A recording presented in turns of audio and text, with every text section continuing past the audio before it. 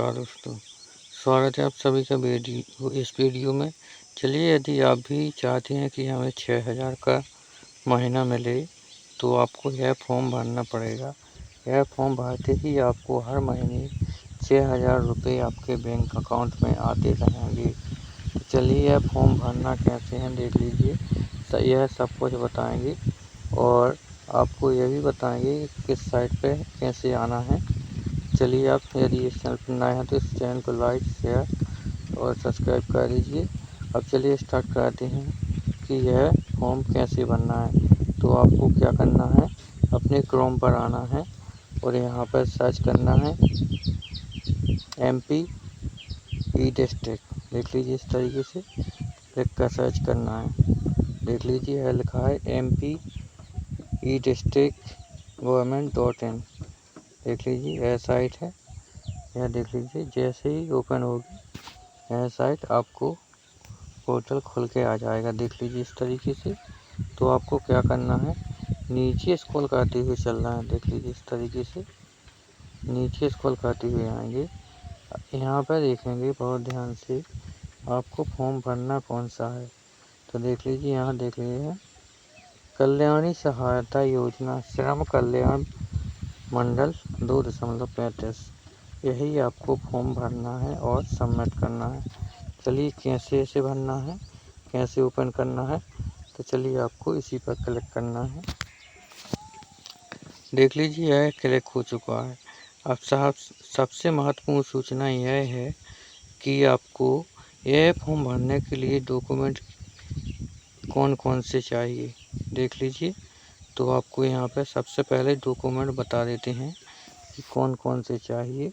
तो देख लीजिए, यहाँ आवेदक निर्धारित आवेदन, यहाँ पर जिसमें स्थान पर निर्धारित स्थान पर आवेदक एवं नियोजक प्रबंधक, यानी कि जैसे कि सरपंच वगैरह होते हैं, उनका एक आपको लिखित में हस्ताक्षर करवाना है। इसके बाद ही नीचे आएंगे, कल्याणी द्वारा पुनर्विवाह न किए जाने का प्रमाण पत्र, यानी कि शपथ पत्र आपको एक लिखवा लेना है। इसके बाद ही बैंक अकाउंट की आपको पासबुक की फ़ोटो कॉपी और यहाँ पर मृत्यु प्रमाण पत्र की छाया प्रति, यह देख लीजिए। अब देख लीजिए आपको यह फॉर्म भरना कैसे है। तो यह फॉर्म यहाँ पे ओपन कर चुके हैं। तो देख लीजिए, अब यह फॉर्म आपको भरना कैसे है। तो आपको यहाँ देख लीजिए, यहाँ जाना हुआ है इस तरीके से। आपको यहाँ दिखा हुआ है ऑनलाइन, इसी पर क्लिक करना है। बिल्कुल फ्री में आप यह फॉर्म भर पाएंगे। चलिए, आप फॉर्म भरें कैसे क्लिक करेंगे, कैसे भरें। देख लीजिए, जैसे ही आपने यहाँ पर क्लिक किया तो आपको यह फॉर्म ओपन हो जाएगा। अब यह फॉर्म भरने के लिए देख लीजिए क्या करना है। आवेदक का नाम, तो यहाँ पर देख लीजिए आवेदक का नाम दिया हुआ है। तो यहाँ पर आपका जो आधार कार्ड में नाम है वही क्रम से डालना है और आपको थोड़ा भी मिस्टेक नहीं करना है। यदि आपने गलत किया तो ये आपका फॉर्म रिजेक्ट हो जाएगा। और यदि देख लीजिए पति का नाम देख लीजिए, तो यहाँ पर पति का नाम डालना है। तो ध्यान रहे, यह फॉर्म किन लोगों का है, जिनके मतलब दुर्घटना में पति या पिताजी मर जाते हैं, भी फॉर्म यह भर सकते हैं। तो देख लीजिए, अब नीचे आएंगे। अब यहाँ पर देख लीजिए निवास का पूर्ण पता। तो आपको निवास का पता कैसे भरना है।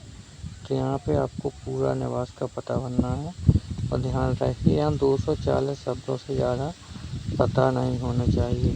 तो आपको लिमिट में ही पता डालना है, ज़्यादा बड़ा नहीं होना चाहिए। इसके बाद ही नीचे आएंगे तो यहाँ लिखा है संस्थान का पूरा नाम, पता जिसमें श्रमिक कार्य था, कौन सा काम करता था व्यक्ति, उसका वह काम का पता डालना है। वह पता भी 240 शब्दों के अंदर ही आपको डालना है। वह देख लीजिए, आप यहाँ देखा है संस्थान का कंप्यूटर सुविधा कोड, जिसमें जिसमें सिम में कार्यरत था, जहाँ पे काम करता था, वहाँ का भी यहाँ पे पता डालना है। तो इसका ईमेल आईडी भी यहाँ पर डाल देनी है। इसमें आप उसकी ईमेल ना हो तो आप अपनी भी डाल सकते हैं। और स्थापना यानी अपना दूरभाषा क्रमांक मतलब मोबाइल नंबर या दूरभाषा क्रमांक भी होता है। तो देख लीजिए, आपको यहाँ पर आवेदक का नंबर भी डाल देना है, यहाँ पे मोबाइल नंबर। यदि कोई त्रुटि फॉर्म में आपने कुछ गलत किया है तो आपको यह फॉर्म पर मतलब मोबाइल नंबर पर सूचना दे दी जाएगी।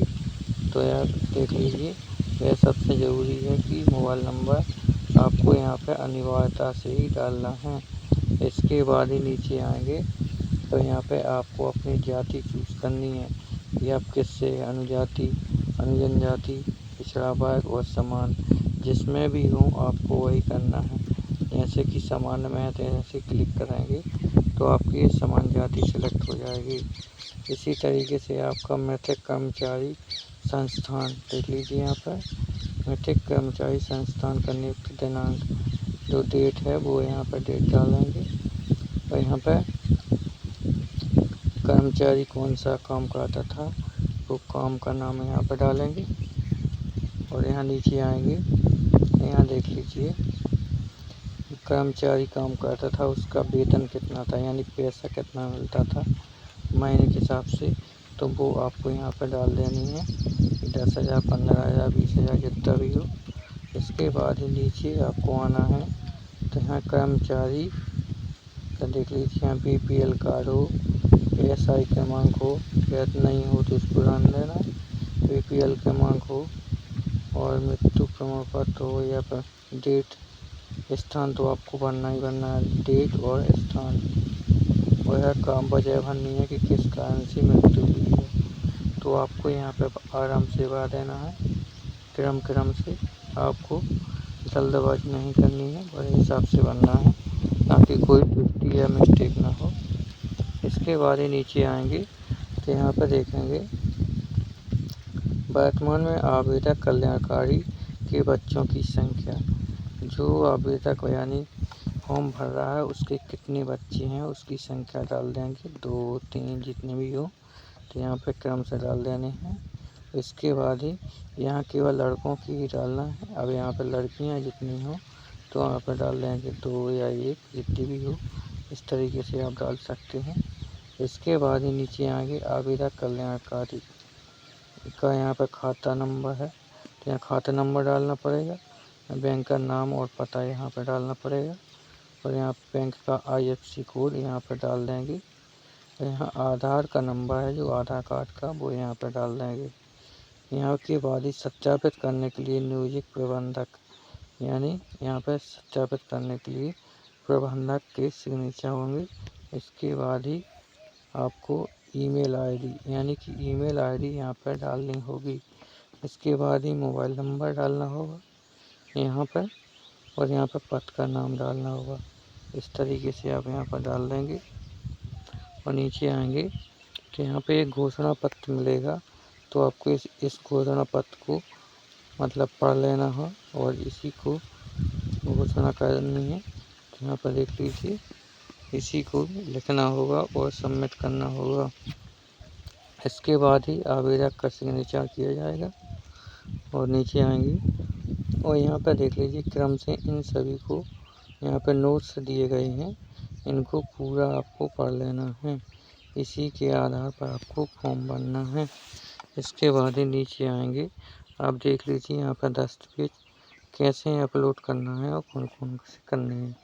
तो यहाँ पर देख लीजिए, पहला है, ये पहला डॉक्यूमेंट है तो यहाँ पर है, ये इस तरीके से टिक करेंगे। इसके बाद आवेदक द्वारा निर्धारित आवेदन पत्र, निर्धारित स्थान, आवेदक नियोजक, यहाँ पर जो आपने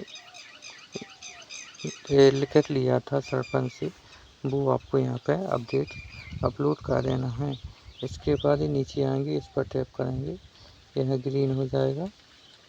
इसके बाद ही कल्याणकारी द्वारा पुनः निर्धारित प्रमाण पत्र यानी शपथ पत्र, तो तो आपने जो शपथ पत्र बनवाया है वो यहाँ पे अपलोड कर देंगे।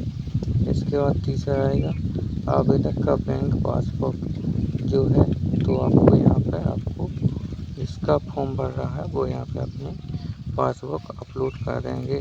इसके बाद नीचे आएंगे तीसरे पे क्या करना है, मृत्यु का जो प्रमाण पत्र है वो यहाँ पर अपडेट कर देना है जिसकी मृत्यु हो चुकी है। इसके बाद यहाँ पर डेट डालेंगे और यहाँ पर देख लीजिए सबमिट का ऑप्शन आएगा नीचे, यहाँ देखेंगे आप इसे सबमिट कर देंगे। जैसे ये फॉर्म सबमिट हो जाएगा तो देख लीजिए 10 या 15 दिन बाद आपको फॉर्म अप्रूव कर दिया जाएगा। जैसे ही अप्रूव होगा आपके बैंक अकाउंट में 6-6 हज़ार रुपये हर महीने भेज दिए जाएंगे। यदि आपको यह वीडियो अच्छा लगा हो तो इस वीडियो को लाइक, शेयर और इस चैनल को सब्सक्राइब कर दीजिए। इसी तरह की जानकारी के साथ मिलेंगे अगले वीडियो में। तब तक के लिए बाय बाय।